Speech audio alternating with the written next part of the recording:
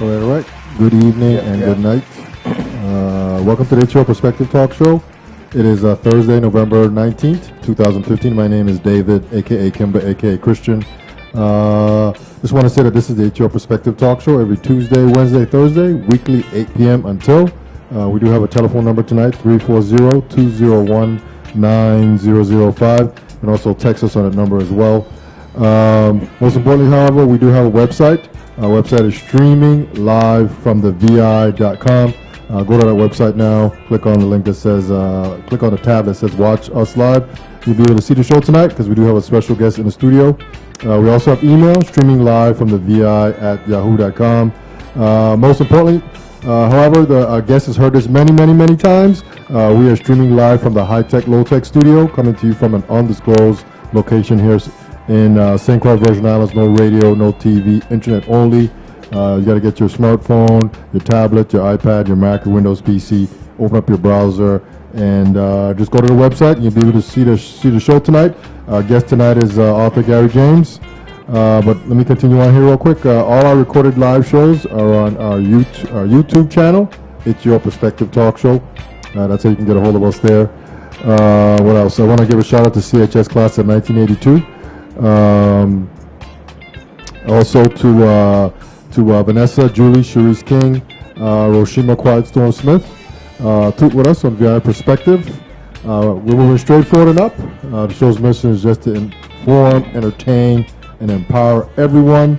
And once again, it gives me great honor and privilege to announce our guest one more time here. Author Gary James is in the studio again tonight. There he is right there, Gary. Wave to the crowd. They are seeing you right now. All right, my brother. There you go right there, man. So how you doing, Gary? Excellent. Feel bright-eyed and bushy-tailed and invigorated. Okay, man. Yeah. So what brings you here today, man?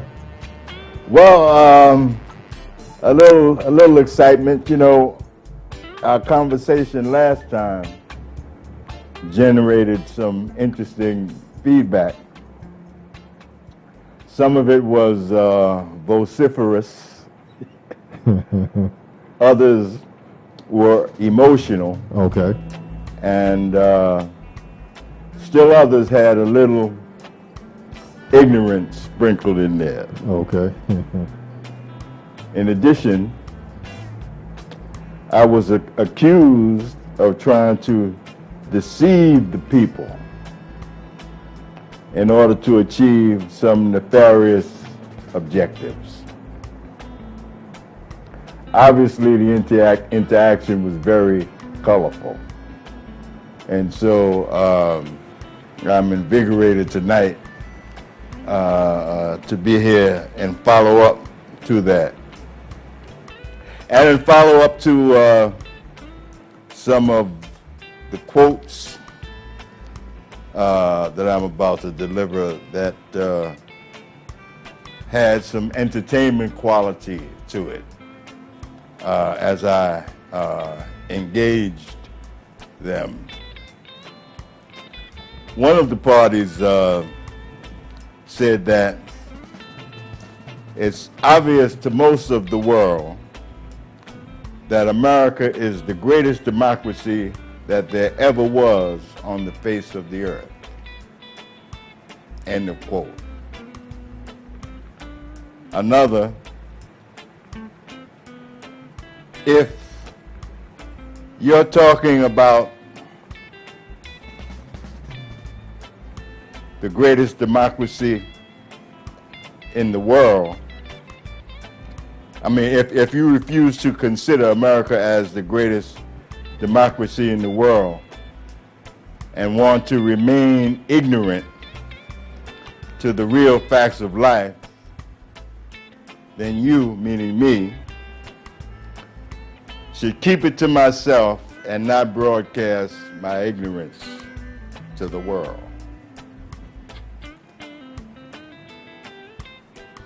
Some may learn, if they haven't, that my skin is old, thick, and slick.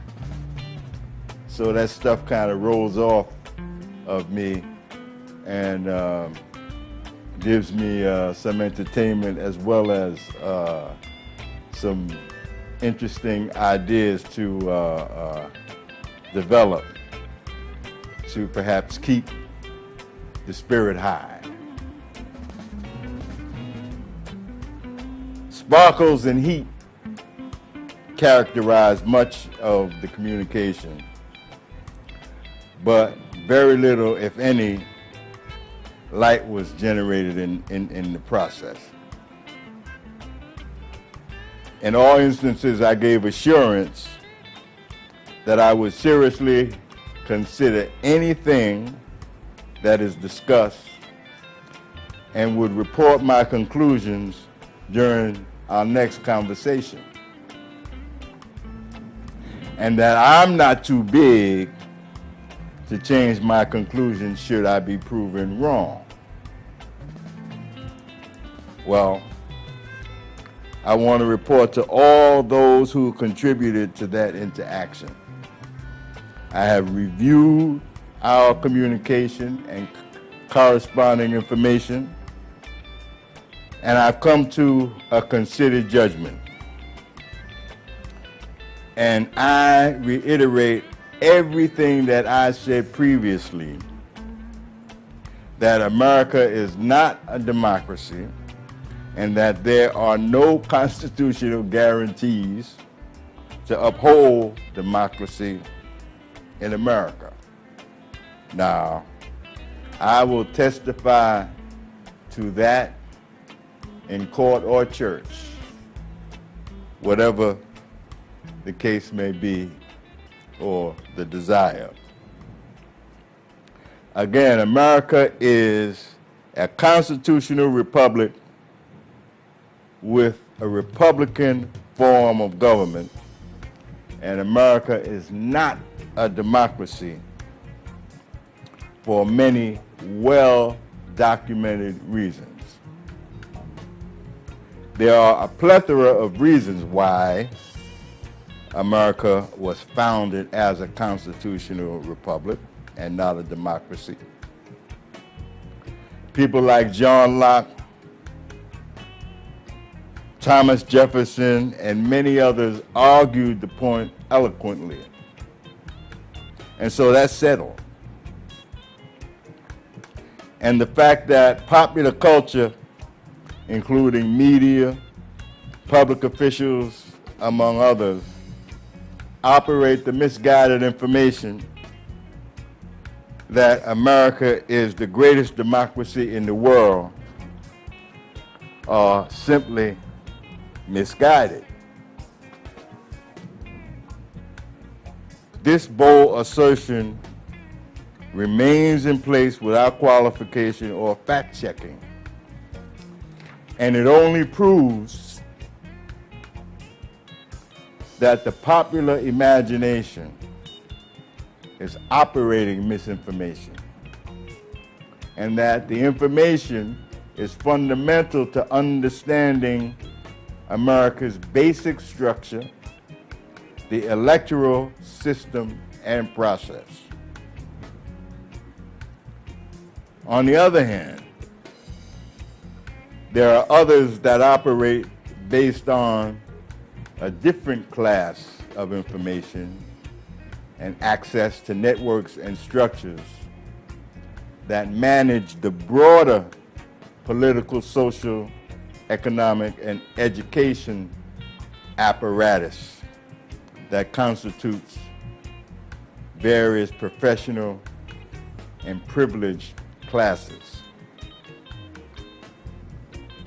We're going to continue the conversation about America and the popular notion, understanding, and utility of the word democracy. But before we continue with the democratic political deception conversation, I want to comment on events in Paris, France, which occurred Friday, which is animating the world with its utter barbarity and diabolical evil. The odious event that occurred on Friday the 13th, I believe, is a dynamic existential threat as we are witnessing asymmetrical warfare against innocent people by ISIL and the extreme Sunni Islam Muslim sect. Their escalating terrorism in the Middle East, North Africa, and the Western world has evoked apocalyptic expectations and end-time scenarios. Those of us that constitute the broad masses of America must begin to understand these dynamic, unfolding events in the world as best we can. We're not receiving a full disclosure from the so-called reliable and acceptable sources. The world as we know it is in the process of transition, but the powers that be are proceeding forward with a geopolitical, economic, and strategic design to preserve the old order. The nature of the old order is the origin of the problem and the waste that was excreted from the old order of the past 100 years has hit the fan. Traditional borders separating countries in the Middle East, where the old order was established by the victors of World War I, are in meltdown. In fact, 22 Arab countries were established in the Persian Gulf following World War I. The House of Saud was the anointed regional hegemonic power, and Palestine, currently the State of Israel, was developed as the principal ally of the West. The boundaries that distinguished the respective countries of the Middle East are currently melting down by way of the successful military campaign of ISIL and Al-Qaeda, among others. But the problem will get a little bit complicated because of Iran being in the picture. And the Iranians are the organic hegemonic power in the region. And so with this new deal, the Saudis are concerned that their favorite son treatment will be eclipsed by Iran and what Iran has to offer in the transitioning process. While the political chessboard in the Middle East is being repositioned by the geopolitical, strategic, and economic macro political stakeholders and role players, the people in general are spectators and entertainers of the conventional wisdom and popular narrative relative to the region. The popular conventional narrative is regurgitating an ancient Christian and Muslim adversarial juxtaposition. Accordingly, that notion, the notion that ISIL is at war with America and the West because ISIL is against classic liberal values, has a popular resonance. But the situation is much more complex than that. The popular narrative and that of the movers and shakers are in fact different. They are operating two different bases of information.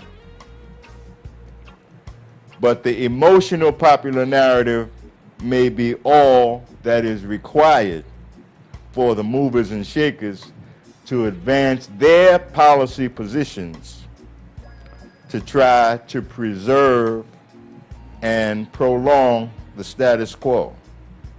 If the people are emotionally engaged, then under the cover of the general emotion,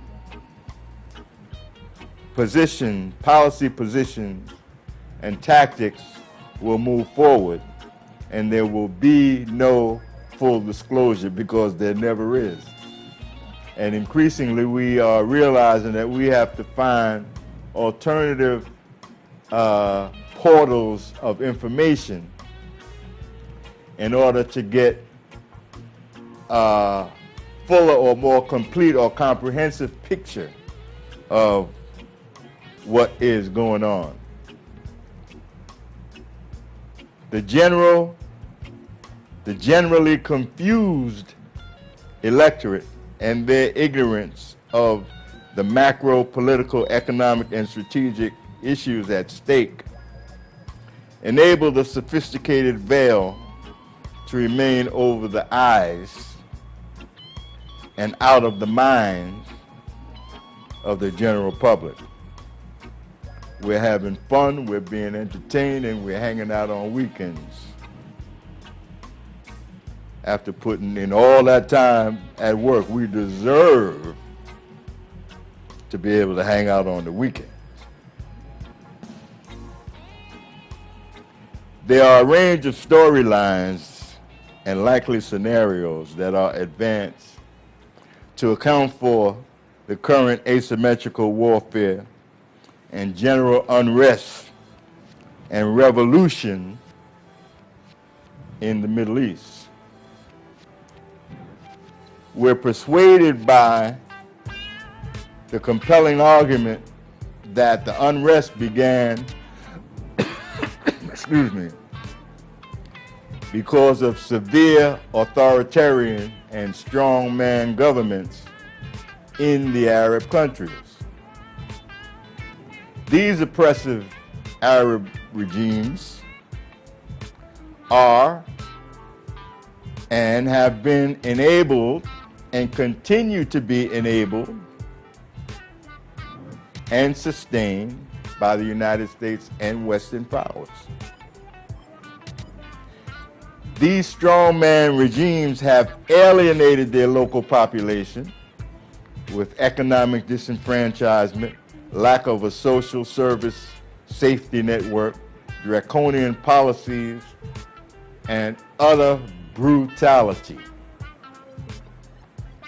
As a consequence, a critical mass of people in the various countries which precipitated unrest and violent revolution that has escalated is continuing. This movement of the masses to unrest and civil war began in Tunisia and spread throughout Arab countries and in North Africa and the Middle East. America and Western powers are the target of the terror because Western countries continue to enable and sustain governments that oppress and economically exploit their populations. But it is convenient for some to position the escalating conflict as a war by Muslims against Christians. The term Christian crusade has an ancient resonance because in the 12th century, the Pope authorized Christian crusades and formulated the Knights Templar, a papal army, and failed in its attempt to recapture the Holy Land from Muslims. And the Muslims had captured the Holy Land in Egypt during the 8th century. When President George Bush invaded Iraq in 2003, he used the term crusade to bring freedom and democracy. Interesting word.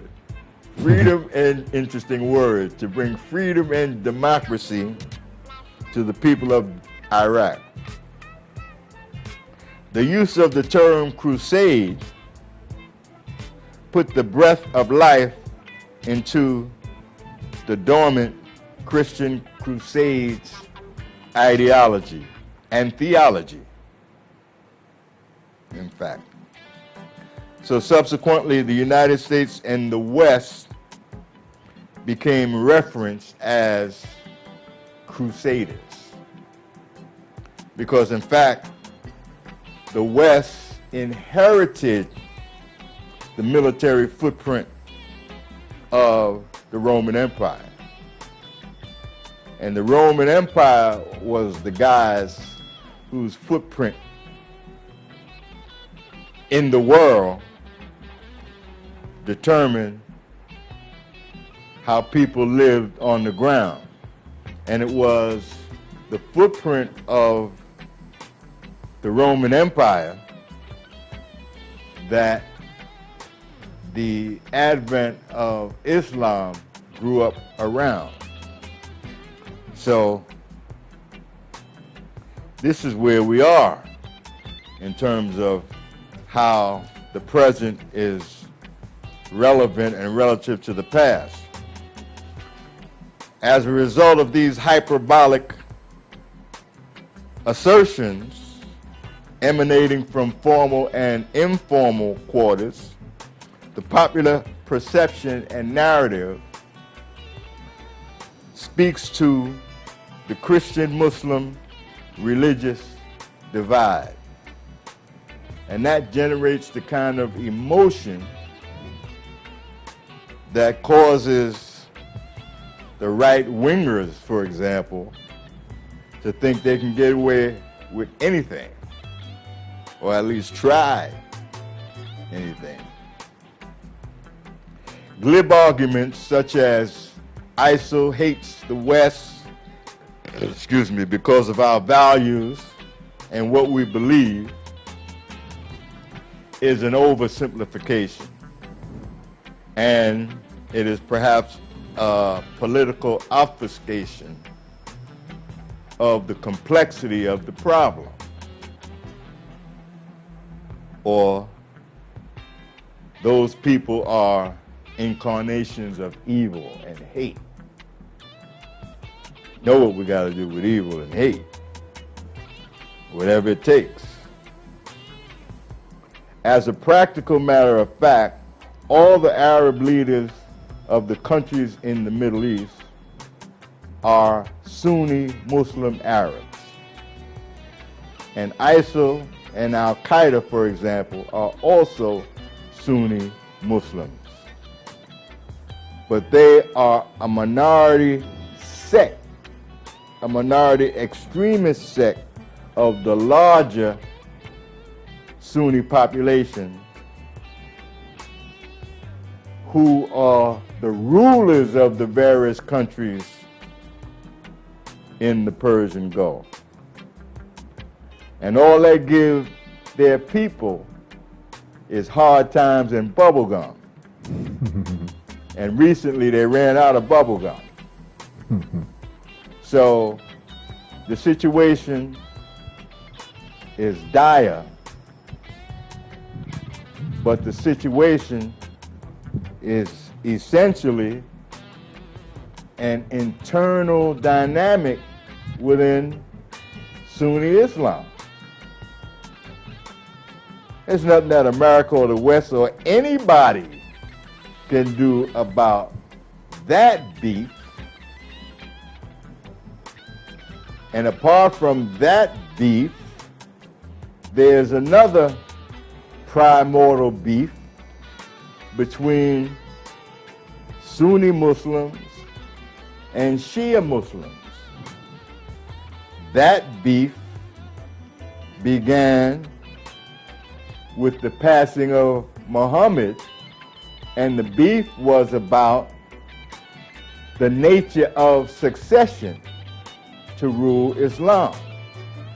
The Sunnis had one position, and the Shia held another position, and that was the basis and continues to be the basis of their beef since the advent of Islam in the 7th century. There's nothing that America and the West can do to resolve that. But what is interesting, which we don't hear at all, what is interesting, and let me just digress a minute to mention that, what is interesting is the fact that Judaism, Christianity, and Islam are religions of Abraham. All of them acknowledge Abraham as the patriarch and the father of their respective religions. So the idea that America and the West can resolve this issue among the family, the religious family of Abraham, is a ridiculous notion. And it's something that really needs to be avoided and understood and appreciated in greater depth. But the United States and the Western world have a vested interest in the popular narrative and conventional wisdom being animated. The preoccupation with the idea of the religious Muslim versus Christian dimension associated with unfolding events generates great currency apart from great confusion. ISIL and Al-Qaeda have killed more Muslims, including Sunni Muslims, than Christians or other religions. ISIL et al. Are primarily interested in removing the Sunni Muslim political leadership that keeps them marginalized and disenfranchised in their own country. The powers that be also like the idea that they, quote, hate us because of our values for freedom and democracy. This popular notion helps enable the West to prolong the status quo, and at the end of the day, they will do everything to modulate the status quo. Ain't gonna be no change according to the macro cats. Unfortunately, the terrorist events in Paris and Belgium are expected to increase in the near future as world powers are repositioning themselves and seem to be cobbling together a broad-based coalition to address the immediate military threat. They're devising a political and diplomatic initiative. I'm sure you're aware of that because it's all in news reports. An initiative to deal with mounting challenges associated with the abounding migration of refugees to Europe and other countries. High emotions associated with the refugee crisis will set the stage for draconian political initiatives. Pay close attention to what the political class in America is doing in response to this, as well as pay close attention to what other countries in the world do in response to this. Without question, the world must confront these escalating and dangerous challenges that will surely change the world as we currently know it. The leaders of the world will pull out all stops in order to modulate the status quo in such a way to minimize their political, economic, and strategic losses. That is the priority.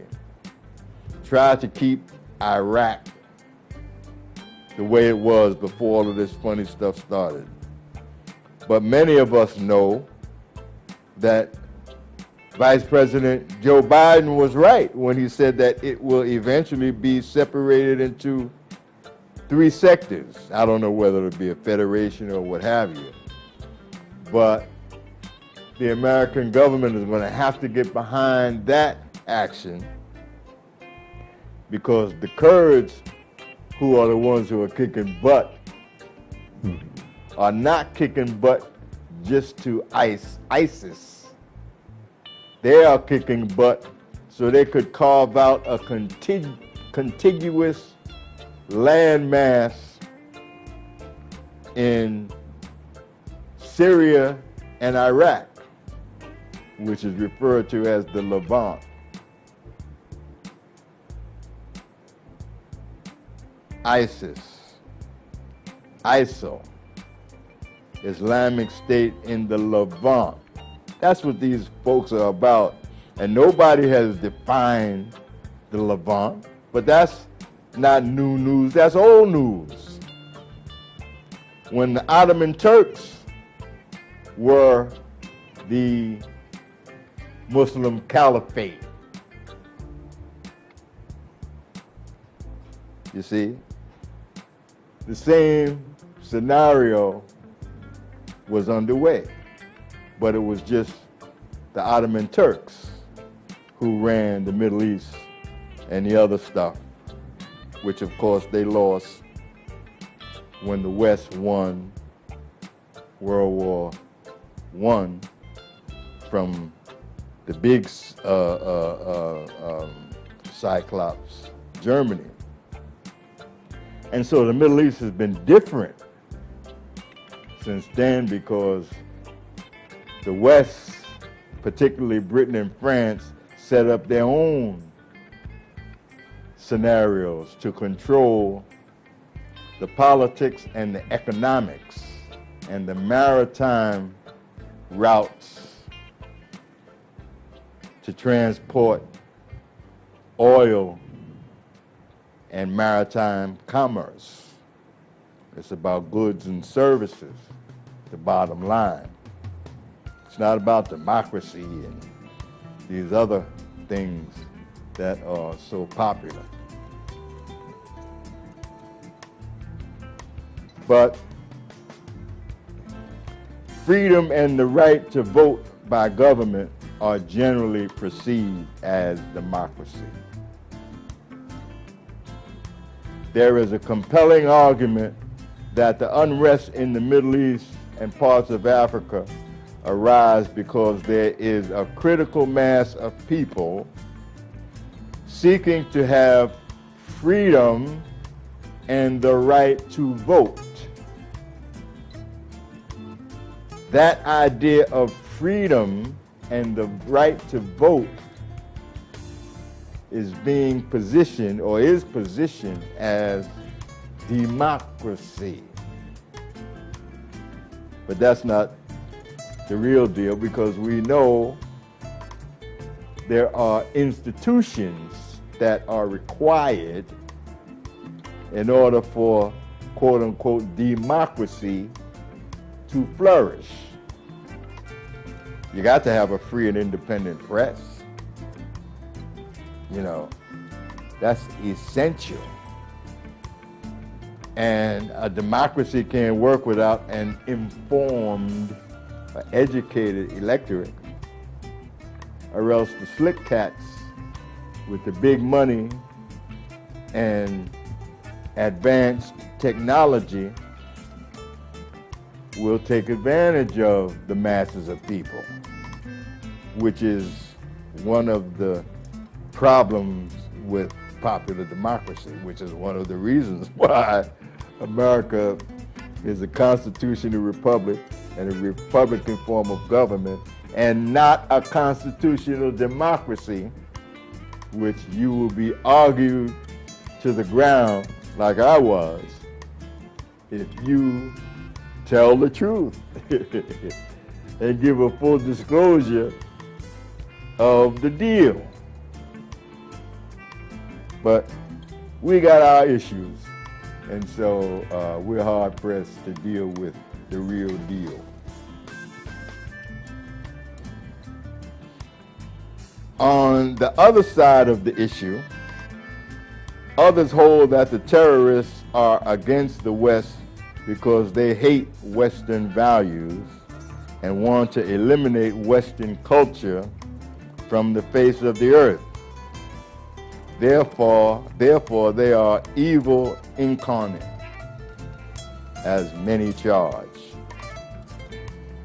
I won't comment on whether most of the terrorists feel one way or the other regarding Western values and democratic objectives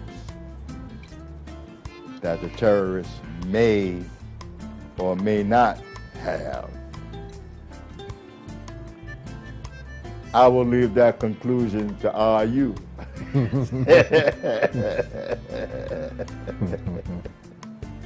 You know, and in fact, I want RU to check out whether America is a democracy for RU self. I'm not going to try to influence you one way or the other. But this is not what I say. This is not the conclusion of Gary James. The facts are checkable. So it's up to RU. Google it. Google it. That's right. Google it.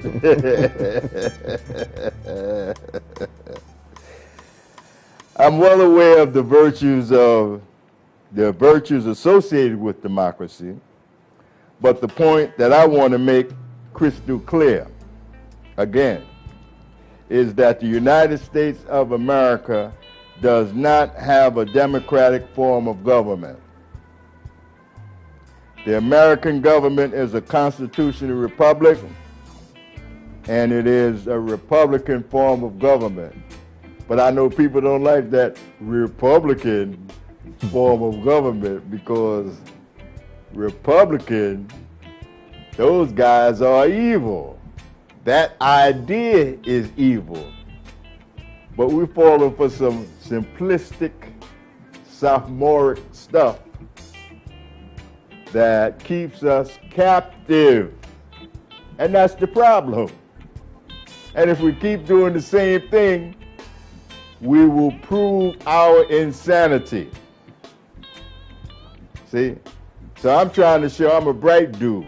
I'm trying to show my children and grandchildren that I figured out the matrix, and I can give you a step-by-step glossary of terms and structure to maximize the extent to which you can leverage the American electoral process on behalf of the permanent interests of the community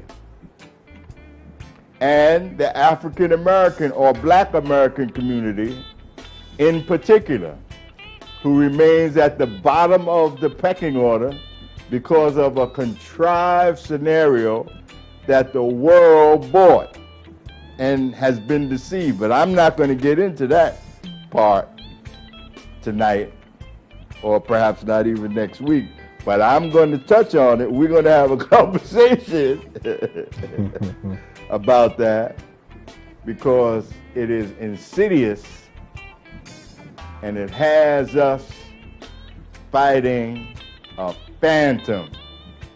Imagine that. So,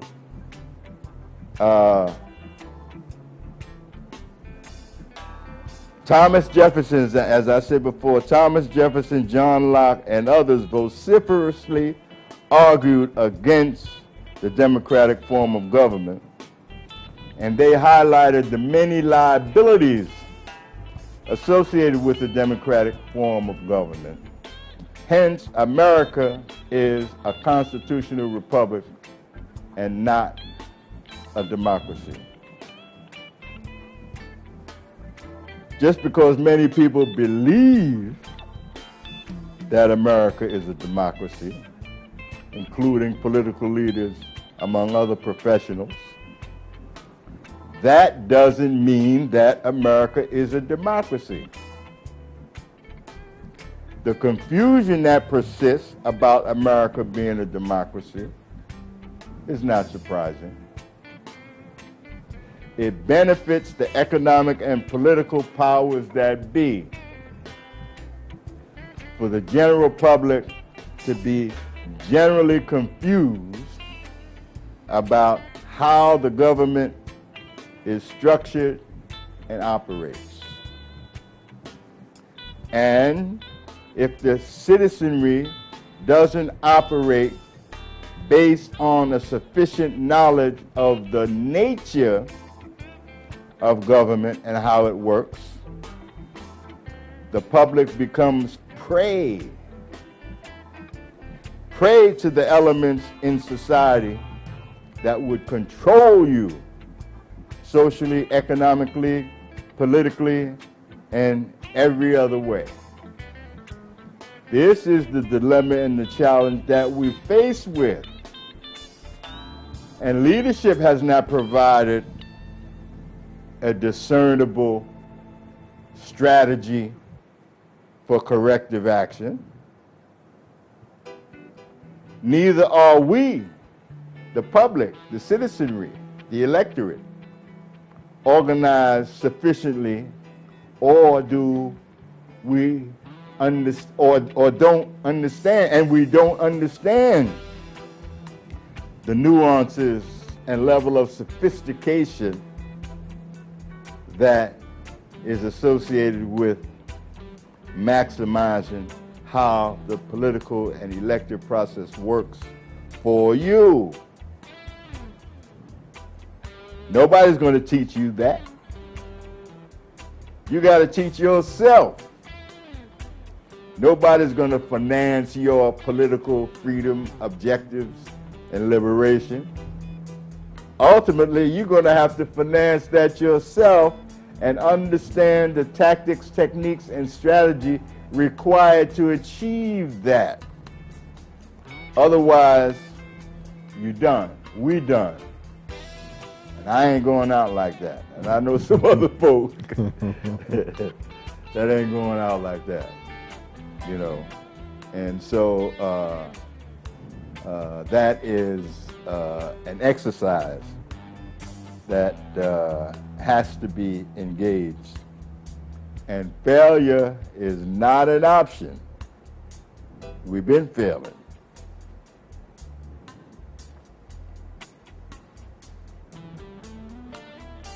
And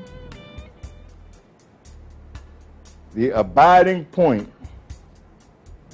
that runs through our conversations is the diminishing state of social, political, and economic influence of Black Americans to positively impact the larger community of African Americans, as well as the majority community, because of how we are accustomed to doing our political, economic, and social business. Also, the other abiding point that runs through our conversations is the fact that the general public has been and remains deceived. This deception is sustained by vague and dubious information that modulates the status quo at best.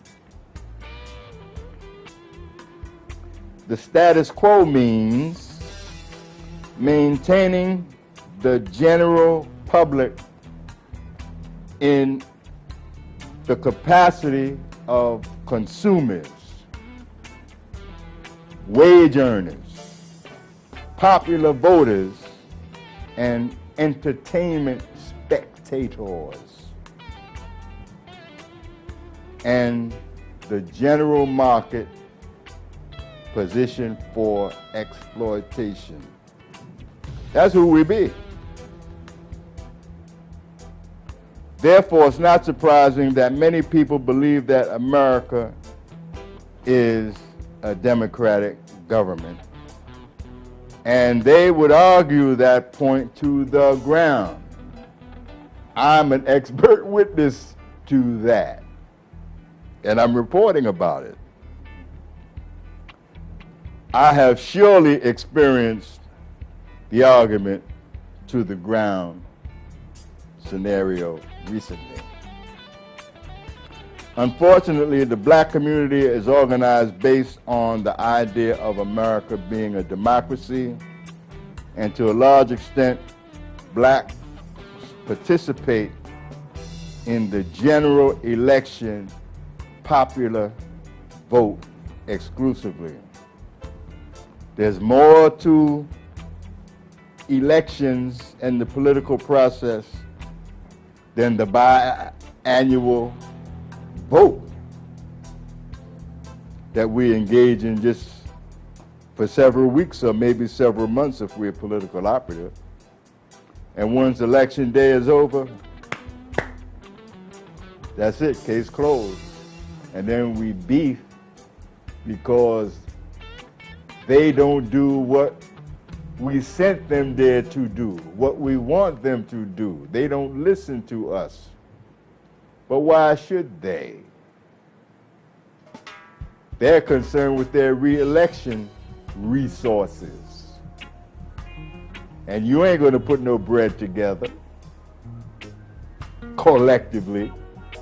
Individually, it doesn't mean anything. But we're not organized by communities. There's no community structure as in the States. Excuse me, you have constituents.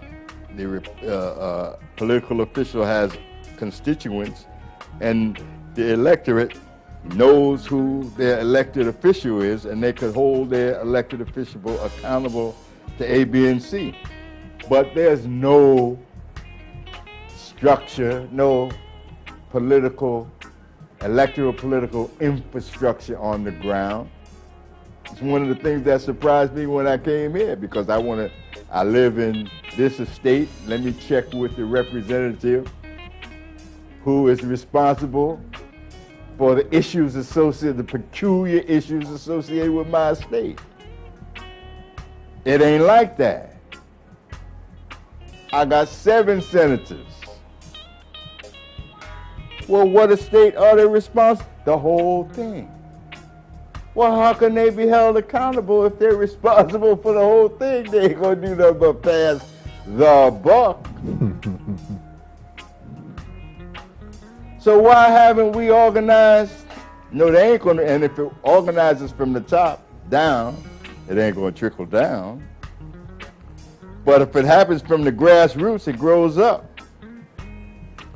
And there should be enough dissatisfaction for people in the respective estates, for the voters in the respective estate, to organize 3 or 5 people in that estate. Imagine if 3 or 5 people in each estate in the various districts of St. Croix, St. Thomas, and St. John, if each estate committee communicated with the other. So however many estates there are in St. Croix, for example, if a couple of people from each estate talk to each other, not on the radio, telegraphing what we're going to do, but if a few people from each estate talk to each other and say, hey, listen, let's take a position on A, B, C, and D. Now, I bet you, even if it was only 5 estates, every one of them 7 politicians would respond to written communication with a letterhead that includes the respective estate that are calling them for an audience. I bet you the elected official responds then, because the elected official don't know what's up. You got to find out what's up, you see, before he could even try to undermine it. And that's a part of the process too. But an initiative such as that, such as Committee of States in each district, initiated by the people them, might be able to generate some resonance and leverage, political leverage. And leverage, the word leverage is not a part of the political lexicon in the black community. Talking about power, influence, that's individual. You see? But it takes a community, it takes an organization to develop and generate leverage. And leverage is the way you get a politician to move from point A to point B on your issue.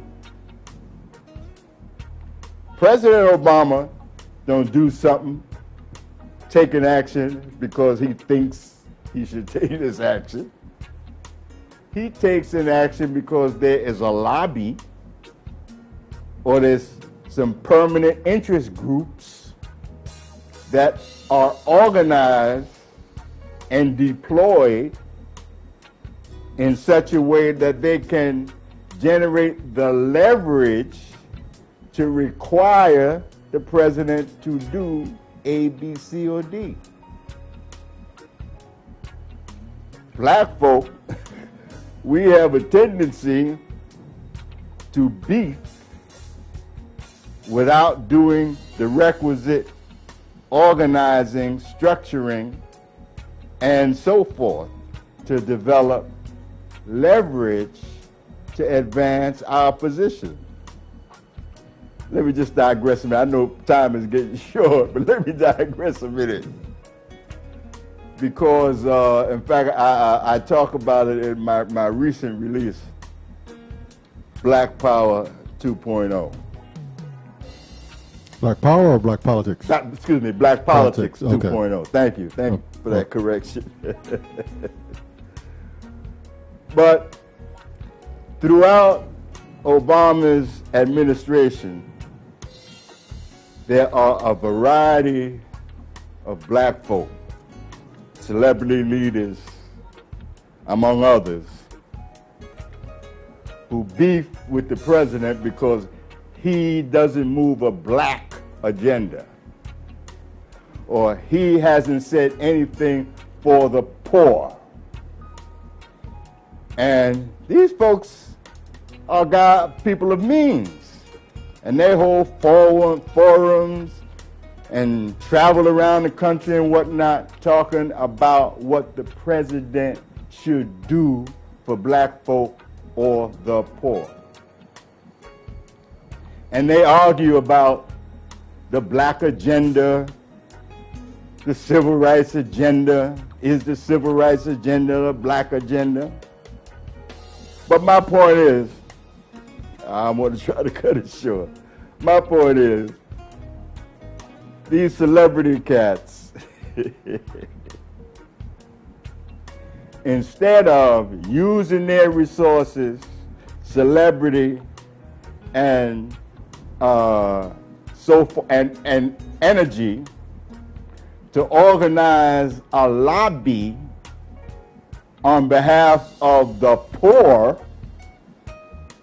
maybe they would be able to get an audience to move a particular issue from point A to point B. Mm-hmm.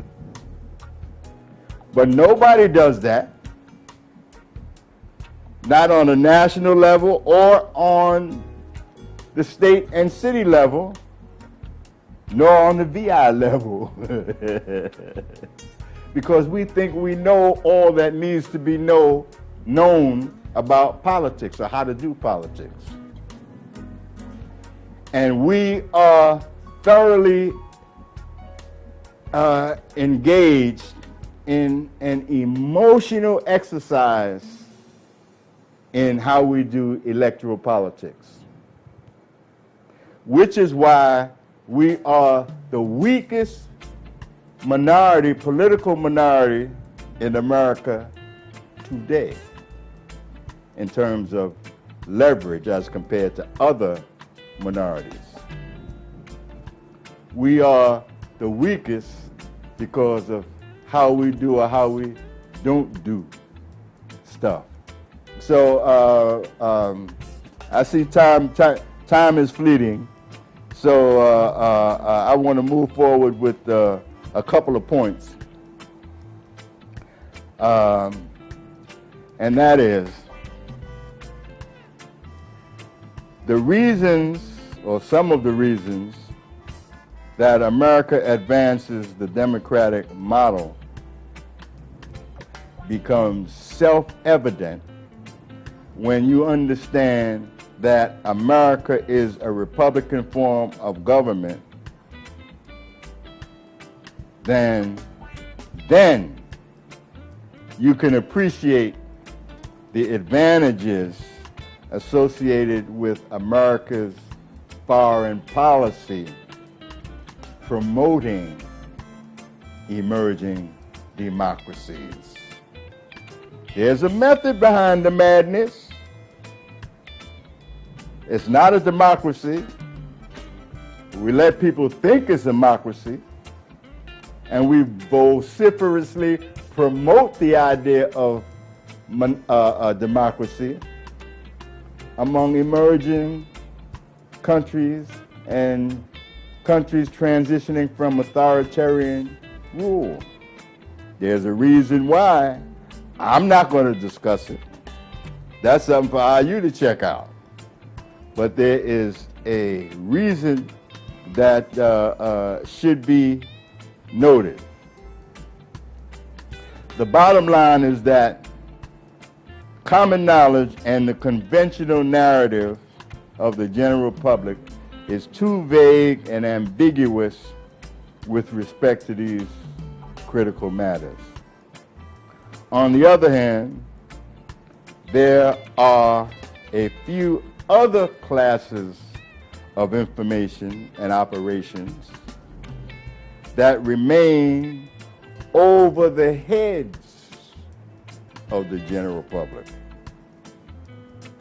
And in some instances, these perspectives are esoteric and only disclosed to the initiated. We heard a lot about these kind of societies and structures and things. You know, there's a visible government and invisible government. There's a temporary government, there's a permanent government. Guys, remember J. Edgar Hoover, how long he stayed there? How many presidents he's seen? There are bureaucrats who run stuff that we need to pay attention to. Therefore, it's critical that the popular imagination becomes expanded to maximize the extent to which electoral politics could work on behalf of the masses of people. The question as to whether or not America is a democracy is perhaps a classic example of the dichotomy between the popular narrative and conventional wisdom with the classified or esoteric insight and perspective of the macro superclass. They can do what they want. You see how Trump is doing what he wants? Nobody wants to talk. They talk about him, but ain't nobody going to do nothing because he got big bread. You know, bread animates the political system. And macro money cats like Trump play politics from both ends of the aisle with their bread. So the Trumpites are never out of power. And this instance of Trump for president, I would be stunned if he comes out as the victor of the GOP nomination. But the fact is, it's a win-win-win situation for Donald Trump, no matter how it breaks down. So he's having fun and entertainment with stuff, and entertainment is how we remain preoccupied, and stuff could happen because things should be very fun.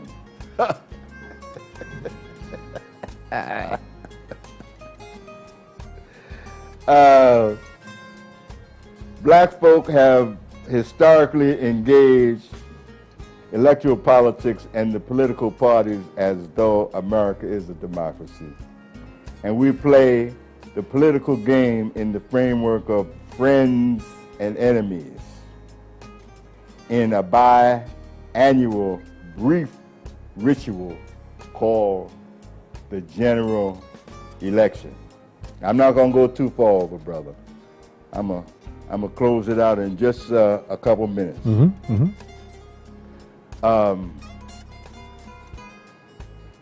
This is what has occurred and what is occurring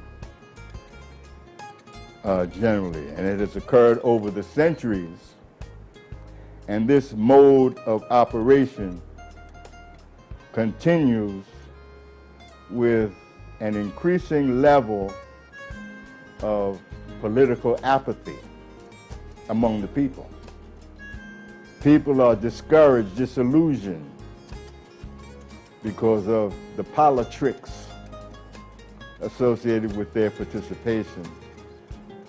And things look just so overbearing. But hold fast, as a practical matter, we need to be wary of the popular narrative and conventional wisdom that is being advanced around the war raging in the Middle East and parts of Africa. There's a lot of stuff coming out as a result of that we need to be prepared to appreciate. See, maybe the meek inheriting the earth ain't no stage joke.